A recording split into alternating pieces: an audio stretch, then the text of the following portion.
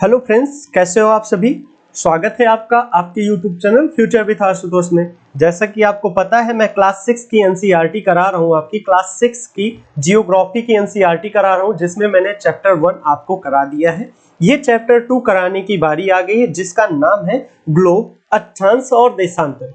इसमें मैं ग्लोब में अक्षांश और देशांतर को समझाऊंगा और बहुत बेसिक लेवल से बातें करेंगे और देखेंगे कि 6 क्लास की एनसीईआरटी में क्या क्या लिखा गया है। तो चलिए स्टार्ट करते हैं। जैसे कि आपको दिख ही रहा है कि पहले चैप्टर का नाम ही है ग्लोब और अक्षांश और देशांतर रेखाएं। तो एक बार आपको मोटा मोटा एक बार बता देता हूँ, फिर इसके हिसाब से बताऊंगा। जैसे ये रहा ग्लोब, जैसे ये रही अपनी पृथ्वी।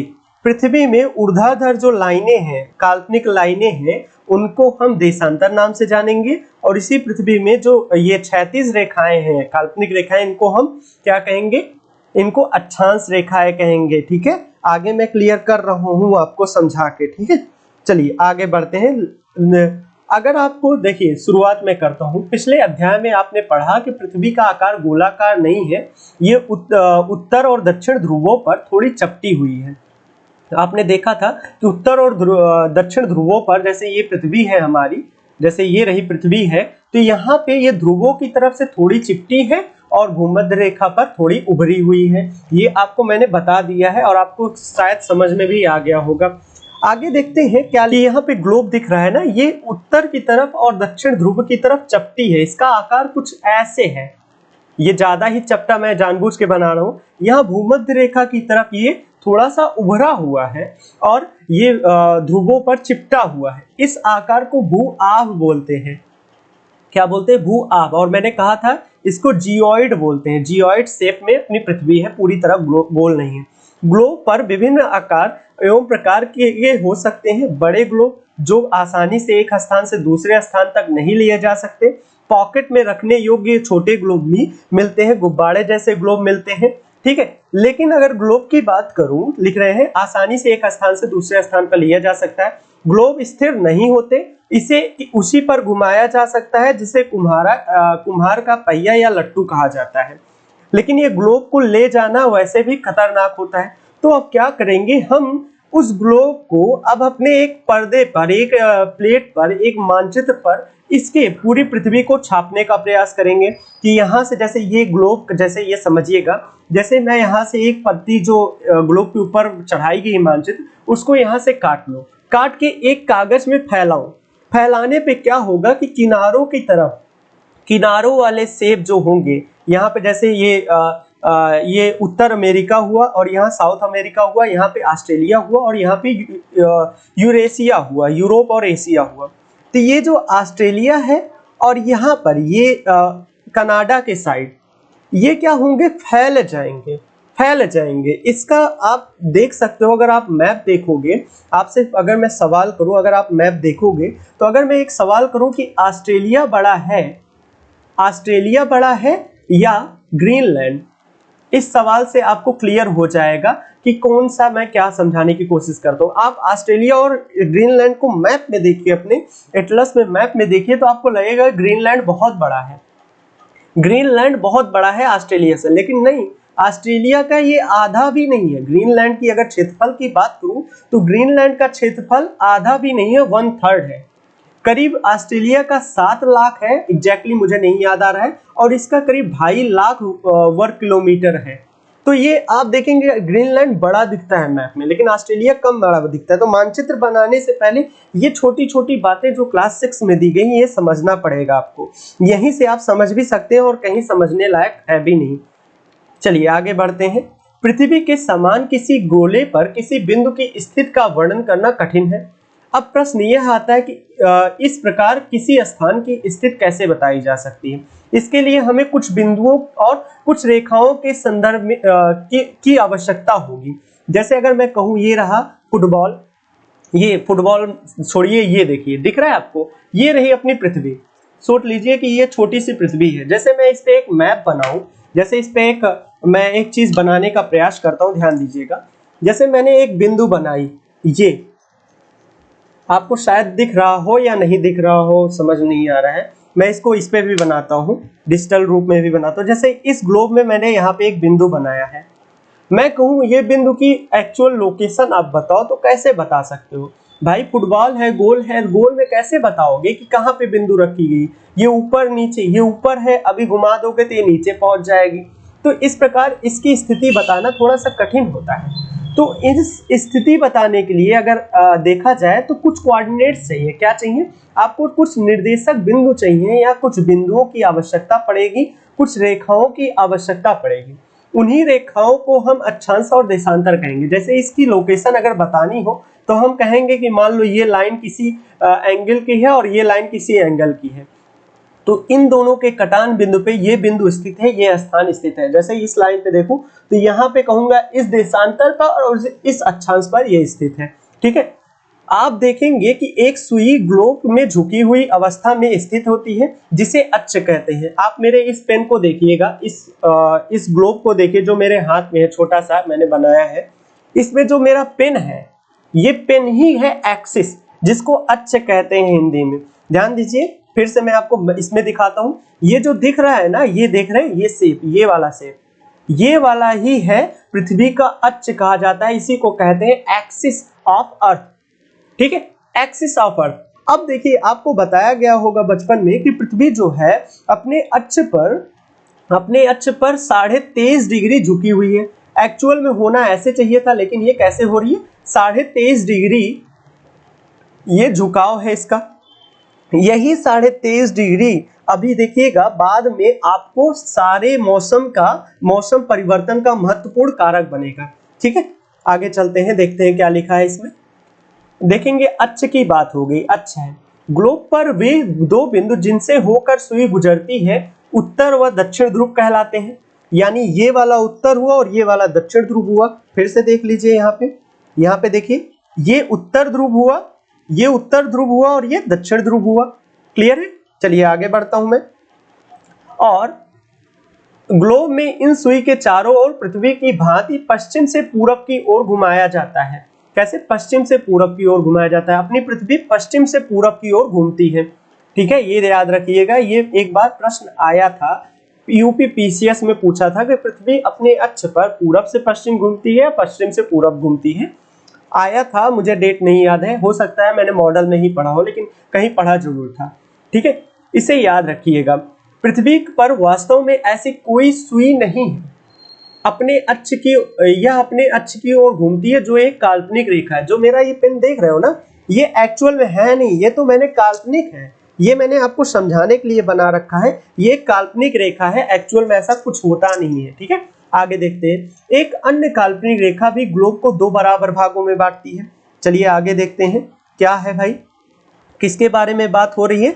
ये बात हो रही है विषुवत रेखा के बारे में। देखिए, इस पे देखिएगा, पृथ्वी के जो, ये आप इस पे समझिए, मैं इस पे समझाता हूँ फिर उस पे समझाऊंगा। ये जो मैं लाइन खींच रहा हूँ ब्लैक, ये जो लाइन खींच रहा हूँ, ये बीचों बीच एक लाइन खींची, पृथ्वी को दो बराबर भागों में बांटने वाली एक लाइन खींची। यानी ये वाली लाइन जो मैंने बनाई है, ये वाली लाइन है। ये वाली लाइन क्या कर रही है? पृथ्वी को लगभग दो बराबर भागों में बांटती है। ये एक्चुअल में लाइन नहीं, एक सर्किल का निर्माण कर रही है। क्या कर रही है? सर्किल का निर्माण कर रही है। इसी सर्किल को विषुवत वृत्त या भूमध्य वृत्त कहते हैं। भूमध्य वृत्त या कहूं भूमध्य रेखा, इसी का नाम है भूमध्य रेखा। इसी को विषुवत रेखा कहते हैं। एक्चुअल में इसका जो ओरिएंटेशन है, अगर मैं पृथ्वी के अंदर जाके, जैसे ये अंदर हुआ, ये अंदर से मैं नापूं तो ये देखिए, ये 0 डिग्री पे बनाया गया है। ये जो वृत्त है, अगर इस मेन पॉइंट पे बात करूं इस पे, तो ये 0 डिग्री पे बनाया गया है। तो ये 0 डिग्री रेखा होती है, इसलिए इसका नाम 0 डिग्री अक्षांश रेखा भी कहते हैं। अक्षांश रेखा भी कहते हैं। आगे समझिएगा, अभी बताते हैं। इसके अलावा भी मैंने एक क्लास बनाई हुई है। पृथ्वी पे उत्तर में स्थित आधे भाग को उत्तरी गोलार्ध, आधे भाग को, जैसे ये वाला भाग देखिए, इसके ऊपर वाले को नॉर्थ साइड या उत्तर गोलार्ध बोलते हैं, और दक्षिणी भाग को दक्षिणी गोलार्ध बोलते हैं। नॉर्थ हेमिस्फीयर और साउथ हेमिस्फीयर के नाम से जाना जाता है। क्लियर है? ये दोनों बराबर भाग आधे भाग होते हैं। इस प्रकार विषुवत वृत्त पृथ्वी पर एक काल्पनिक वृत्त बनाती है। एवं पृथ्वी को विभिन्न स्थानों की स्थिति बताने के लिए सबसे महत्वपूर्ण संदर्भ बिंदु है।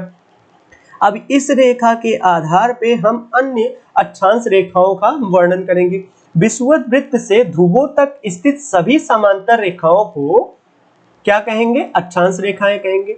विषुवत रेखा के भीतर समांतर सभी अक्षांश रेखाओं को अब क्या कहा जाएगा? अक्षांश रेखाएं कहा जाएगा। जैसे देखिएगा, फिर से देखिए, समझिए। जैसे ये रहा आपका पृथ्वी, यहाँ पे बनाता हूँ, ये रहा आपकी पृथ्वी, ठीक है। यहाँ मैंने पृथ्वी के अंदर है, 3D में समझिए, इसके अंदर बैठ के मैं 0 डिग्री पे एक लाइन बनाया जिसको मैंने कहा 0 डिग्री। उसके बाद 1 डिग्री पे एक लाइन बनाया जिसको मैंने कहा 1 डिग्री।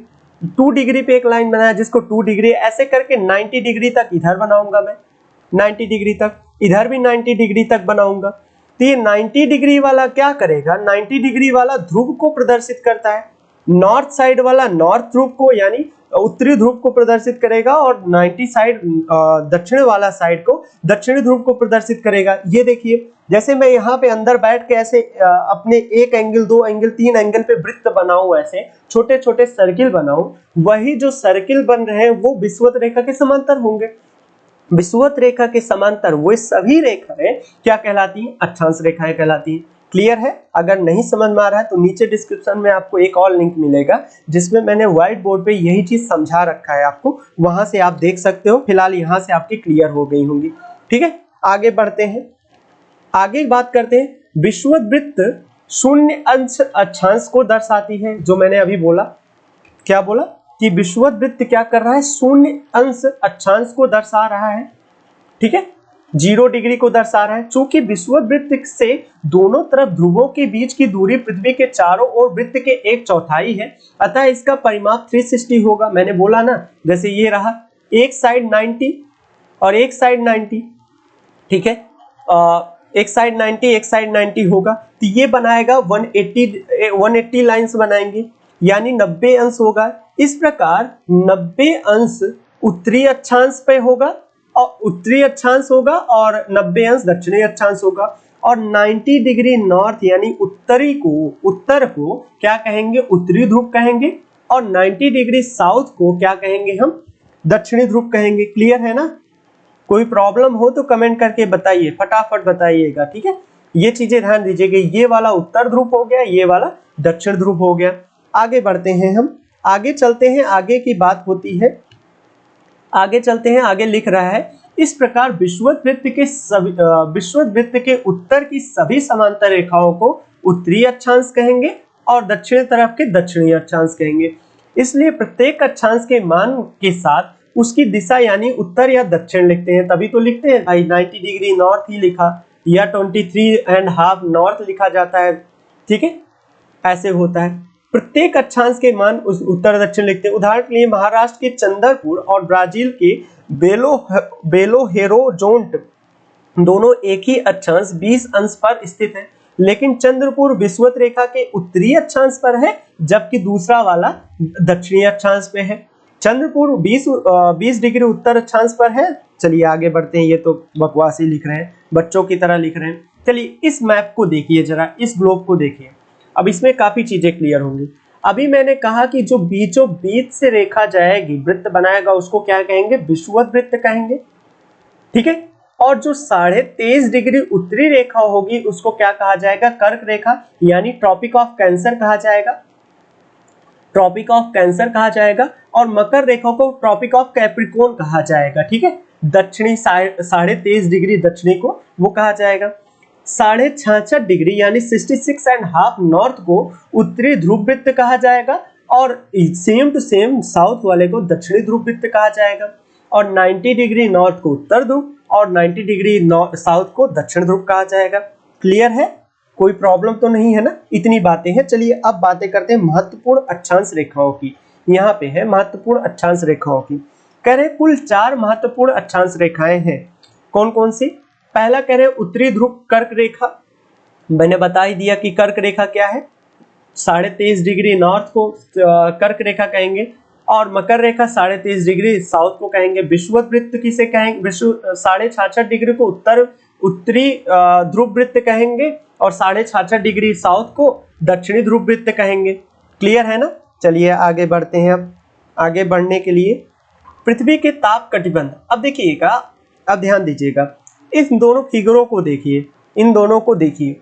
जैसे इसमें एक सीधा बनाया गया है, तो अगर मैं इसको पृथ्वी मानूं, यहाँ पे ध्यान दीजिए, मैं अगर इसको पृथ्वी मानूं, इसको मैं पृथ्वी मान रहा हूं, तो एक सेकंड, यहाँ पे अगर मैं पृथ्वी मान रहा हूं, तो ध्यान दीजिए इसके बीचों बीच की लाइन और 3 लाइनें मैं बना रहा हूं, एक मकर रेखा और एक कर्क रेखा और एक विषुवत रेखा। तो ध्यान दीजिए, और इस वाले फिगर में देखिए, ठीक, अगर ध्यान देंगे तो विषुवत रेखा पर क्या है, विषुवत रेखा पर सूर्य हमेशा चमकेगा, हमेशा चमकेगा और वो भी लगभग 90 डिग्री ही होगा।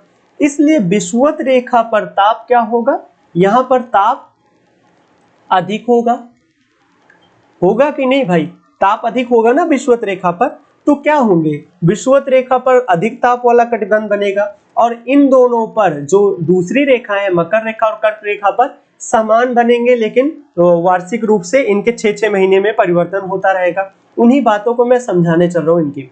देखिए, कर्क रेखा और मकर रेखा के बीच सभी अक्षांशों पर सूर्य वर्ष में एक बार दोपहर में सिर के ठीक ऊपर होता है, इसलिए इस क्षेत्र में उष्ण कटिबंध कहा जाता है। इस क्षेत्र में सबसे अधिक ऊष्मा होती है, ठीक है, उष्ण कटिबंध कहा जाएगा। जबकि कर्क रेखा और मकर रेखा के बाद किसी अक्षांश पर दोपहर में सूर्य कभी भी सिर के ऊपर नहीं आएगा और ध्रुवों की तरफ सूर्य तिरछी पड़ती है, इसलिए ठंडी होगी वहां पे। उत्तरी गोलार्ध में कर्क और उत्तर ध्रुववृत्त, दक्षिणी गोलार्ध में मकर रेखा और दक्षिणी ध्रुववृत्त के बीच में तापमान मध्यम रहेगा, इसलिए शीतोष्ण कटिबंध कहेंगे, ठीक है। सेम टू सेम उसके ऊपर क्या होगा, और ठंडा होगा तो शीत कटिबंध कहेंगे। तो चलिए एक बार फिर से मैं रिटर्न पेज पे चलता हूं और आपको फिर से दिखाता हूं जो बोलना चाह रहे हैं। ये देखिए यहाँ पे दिया है, हाँ देखिए, इसमें देखिए, अब इनके बीच में क्या होगा, यहाँ गर्मी ज्यादा होगी तो यहाँ पे उष्ण कटिबंध बनेगा। क्या बनेगा, उष्ण कटिबंध बनेगा, ठीक है। और यहाँ पे ठंडी होगी तो इसलिए ये उपोष्ण कटिबंध बनेगा। उपोष्ण कहूं या उत्तरी शीतोष्ण कटिबंध भी कह सकते हो, दो नाम है।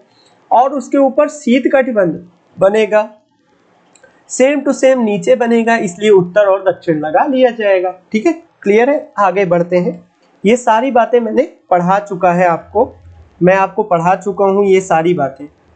चलिए आगे बढ़ते हैं, कटिबंध हो गया। देशांतर की बातें होती हैं, अब देशांतर देख लेते हैं क्या चीज होती है देशांतर।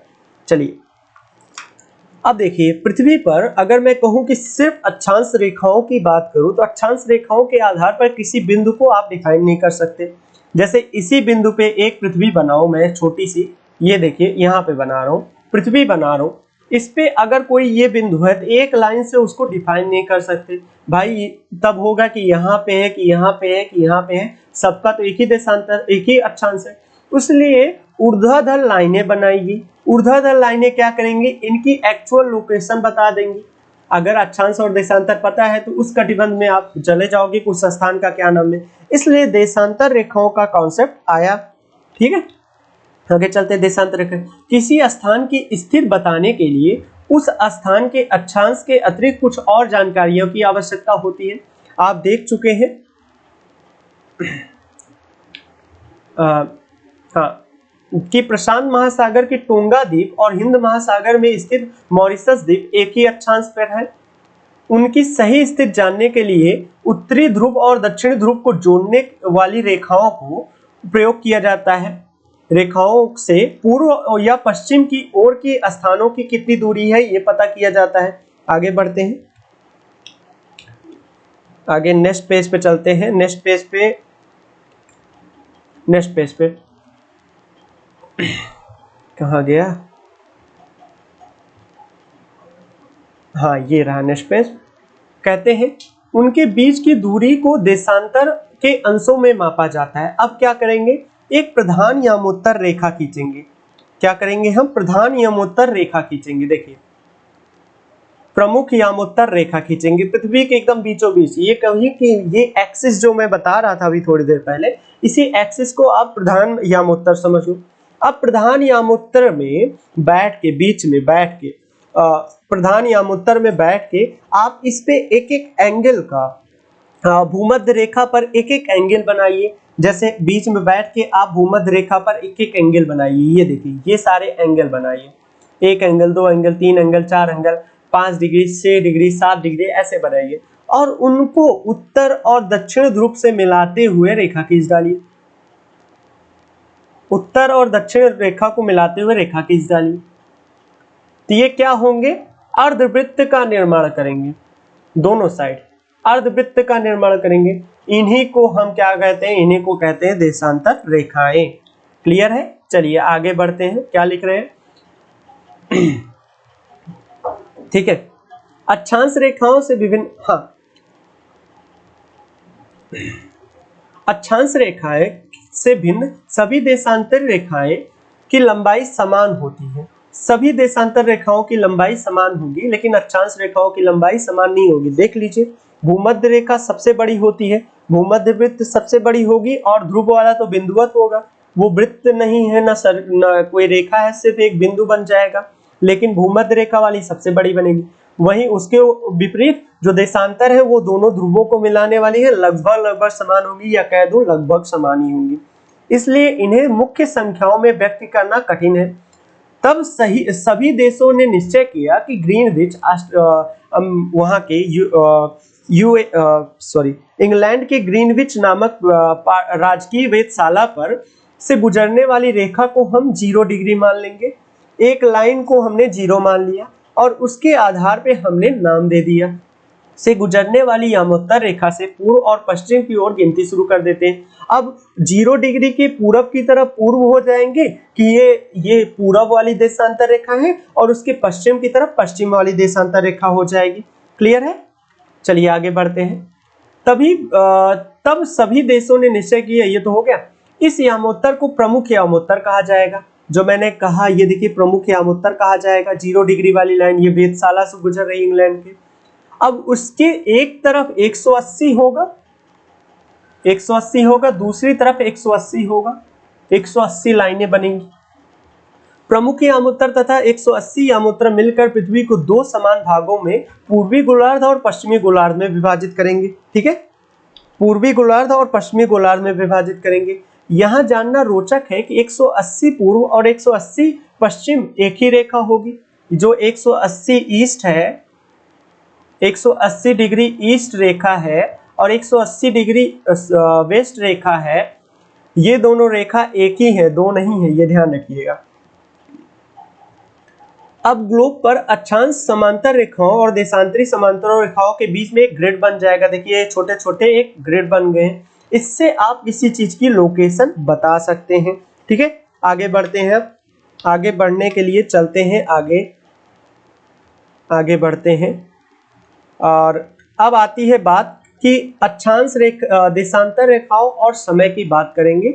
ये होगा आपका नेक्स्ट पार्ट में। ये वीडियो काफी लंबा जा रहा है, तो देशांतर और समय रेखा, देशांतर और समय का आपको दूसरा वीडियो मिल जाएगा। और उम्मीद कर रहा हूँ आपको क्लासेज अच्छी लगी है। क्लास अच्छी लगी है तो प्लीज लाइक करिए, सब्सक्राइब करिए और लोगों के साथ शेयर करिए।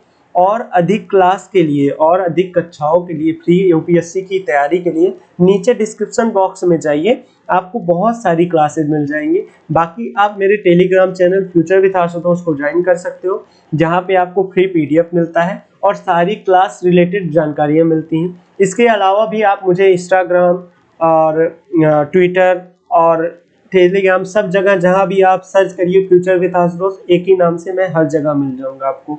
बहुत बहुत धन्यवाद।